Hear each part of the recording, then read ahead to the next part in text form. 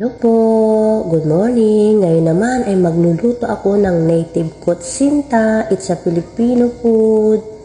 Ito po yung mga ingredients ko. Ito na po yung mga ingredients na gagamitin ko. Pakitingnan na lang po sa description. Itong aswete ko ay binabad ko na po sa hot water. Ready na po siyang i-mix. Tapos ihulog lang po yung 3 cups na water. Tapos sugar.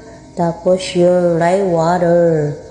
Tapos mix lang. Yun, gagawin ko naman second layer. Lagay ko ang glutinous rice flour, saka 1 cup of water, and then 1 teaspoon of lye water. Mix lang po. Yun, na-mix ko na po. Yun, ay salain muna bago isa lang para hindi buo-buo. Takpan. Yun, pagluto na ang unang layer, ilagay ang second layer. Tapos salain ulit para hindi buo-buo. Tapos takpan hanggang maluto. Ito na po, luto na ang aking native kutsinta.